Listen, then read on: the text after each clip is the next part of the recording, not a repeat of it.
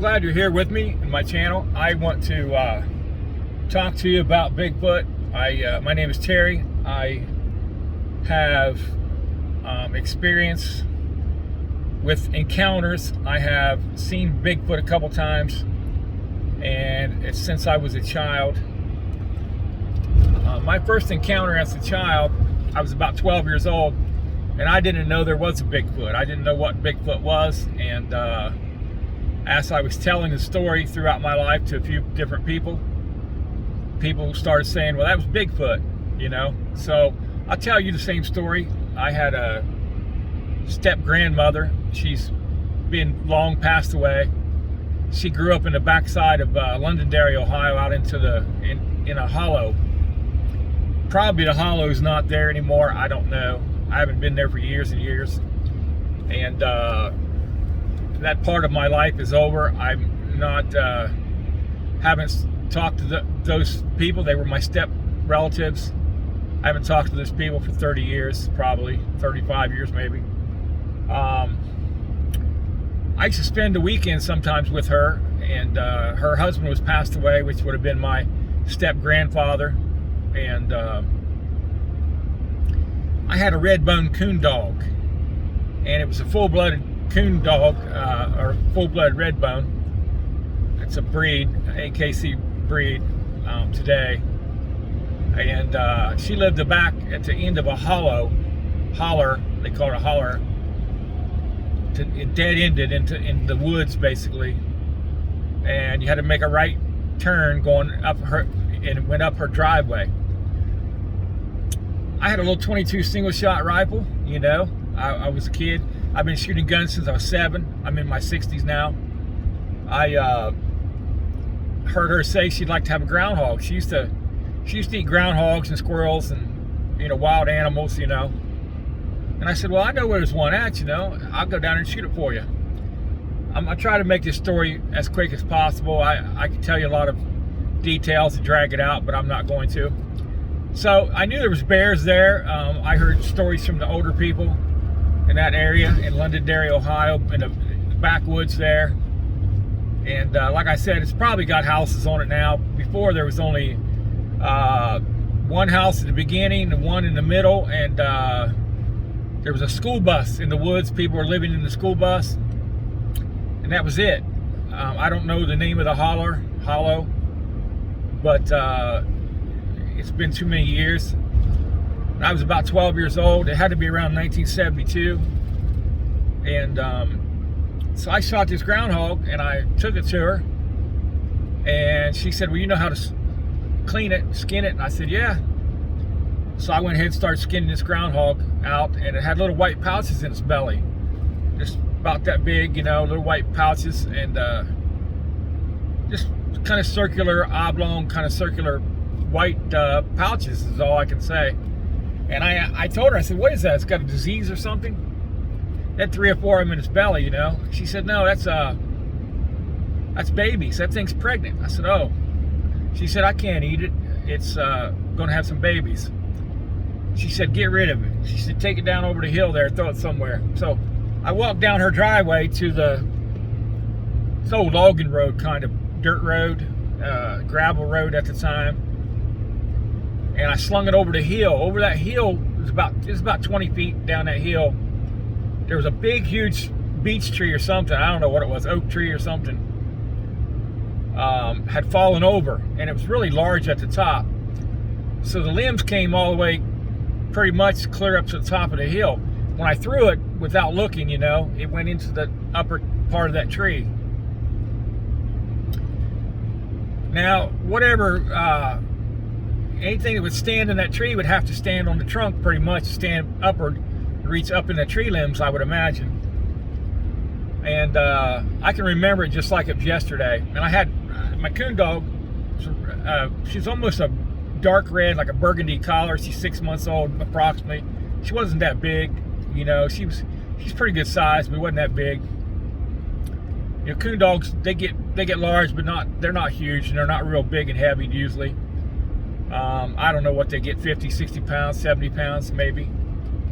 So I called her Red. Well, so the next night after that, Red was just going crazy. And there's an old shed up over the hill further from the house, up in the field, and I had her tied up in that shed, and on a little chain, and the chain had a little swivel on it. I thought she'd be okay.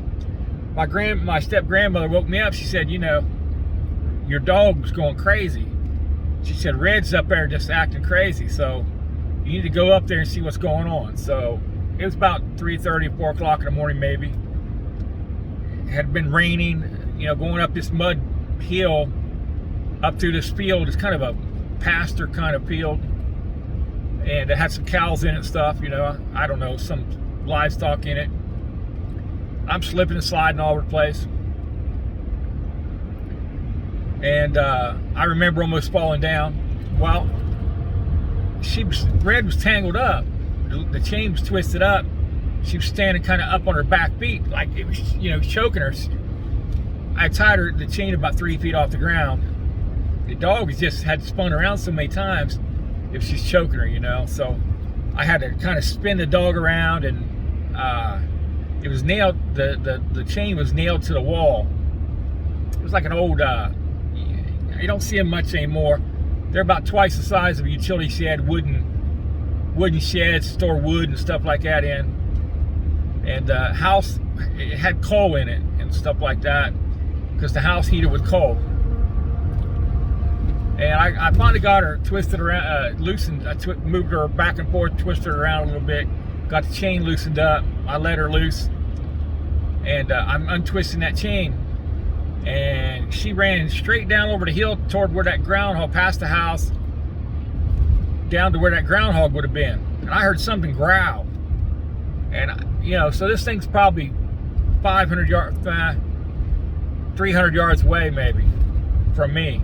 Whatever the growl was, it was growling. I mean, it was so loud that I could feel it in my bones. I mean, I really wasn't scared, because, you know, I thought it's a bear and it's way down there and I'm way up here. But I went down over the hill. I untwisted that chain. I went down over the hill. I went in the house, and I asked my grandmother, my step grandmother, you got a flashlight? Yeah. She gave me one of those, you know, the old flashlights back in the day. They shined about 6 feet. And this one had batteries going dead, so I barely had any light.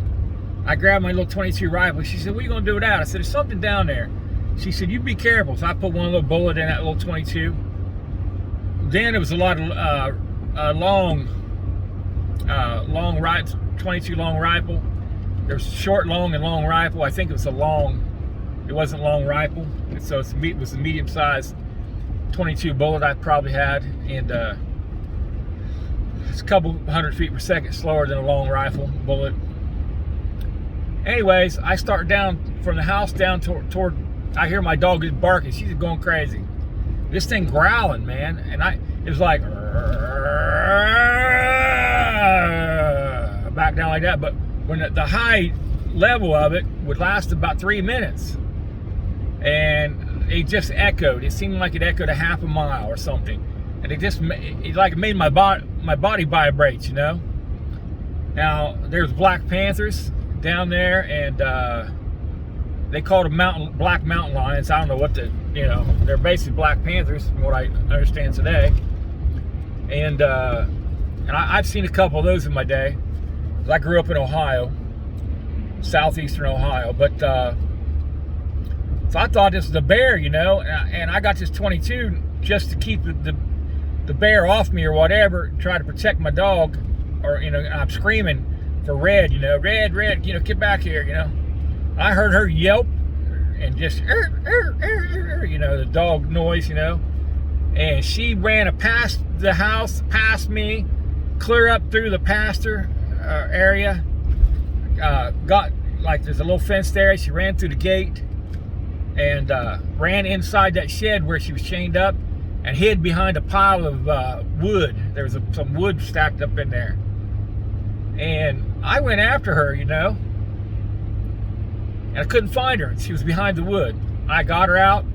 There's 3, not 4, but 3, about 1.5 inches deep, went clear to her ribs and clear into her guts and her hip, and from her front area, shoulders.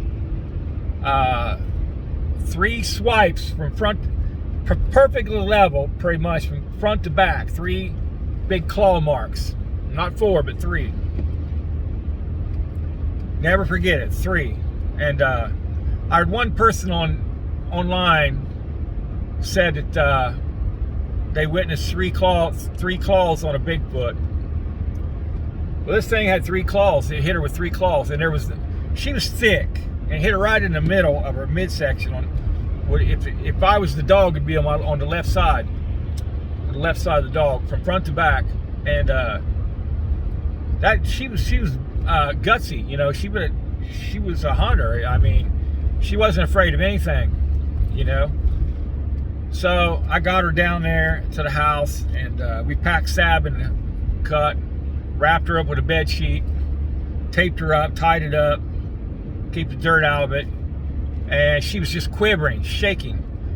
Her whole body was shaking like that. She was so scared, and I guess she didn't know what it was when she went after it or to it. And so that next day, I realized that groundhog was gone. The guts were hanging out of it, you know, and I slung it through it. All the guts were gone. The groundhog was gone. A couple days later, walking up that dirt road, it's about 2 miles, I say 2 or 3 miles dirt road. I was going to one of the other houses up there they sent me to, and they would pass stuff back and forth. I seen one of those little white pouches of the baby groundhog, with what it was in, laying in the middle of that dirt road, about half a mile up from the house. So whatever it was carried that. It was probably a 15-pound groundhog. It's big, and it carried that groundhog. And Red finally healed up. She had 2 big, huge scars going down her. I mean, 2 real thick scars, and then a third one. The bottom one wasn't so deep. It's like, I guess something went down on her, and you know, downward swipe. But she had three scars, 2 real big, thick ones, and she wasn't worth a crap. She was afraid of cats. She was afraid of everything. If anyone came, we had company, you know. After that, you know, I took her. It was my dog, you know. I took her to my house. She'd go hide behind the couch. She'd hide behind the bed. She'd hide in the closet. I mean, took her outside. She'd seen a cat. She'd run under the car. You know, hide under a car. She was afraid of everything. The dog was worthless. Well, the owner was one of the cousins. Came back. He said, "I'd like to have my dog back," because he gave me that puppy. You know, gave her to me as a puppy. I said, "Okay." And later he said, "I wish I'd never taken her back." I said, "Why?" He said, "She's worthless. She won't hunt or anything." And I told him what happened. He said, "Yeah, where'd she get those scars?" Those scars went from the front of her body all the way to the back, and there was 3, like I said, 3. And I didn't, of course, I was a kid. I didn't look for tracks or anything. And we passed it off. A big old bear got her, you know. But they kept saying it. This don't look like a bear, because the bear hits downward or something, you know. I guess the bear would act different. So not realizing that was because of the growl, because of the height that it would take to get that groundhog, and something to carry it and everything. I guess, you know, from what I can gather, that was my first encounter with Bigfoot. And I believe, you know, the hollow, I don't know the name of it. Everybody's pretty much gone. There's nobody I can ask. But I believe that was a Bigfoot, not a bear. I've studied bear. I can remember the growl just like it happened 15 minutes ago. I studied bear growls and everything else on the internet, now that there is an internet. Starting about the year 2000, when the internet started coming out. Even today, I look for bear growls and everything. There's nothing that could compare to that a bear I've ever seen online that would do. And it was like,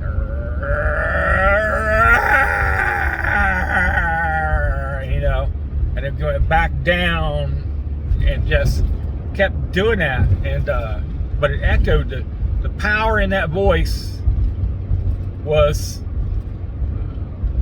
in that growl. If you weren't afraid of that, if you aren't afraid of anything, you'd be afraid of that, I guess, to say at least. I've had several encounters, several incidents since. I'm going to share them with you on this channel. But this would be my first encounter to Bigfoot, with Bigfoot. And I grew up in Ohio. I'm in Ohio right now. And yeah. So I just want you to know there is a Bigfoot, and I believe Bigfoot is real. And you can see kind of where I'm down here in the southeastern Ohio right now. And I mean, there's so much to be said about this thing. I'm older now, I'm retired, you know. I would love to get one on camera. I'm not going to be, I don't plan to be food, and I don't plan to be smashed. That kind of strike on a human being would probably kill a human, especially down across the facial area or anything, the neck or anything. It would kill a human. But you can see the forest. It's March. The leaves haven't came back yet. So I appreciate you being here, and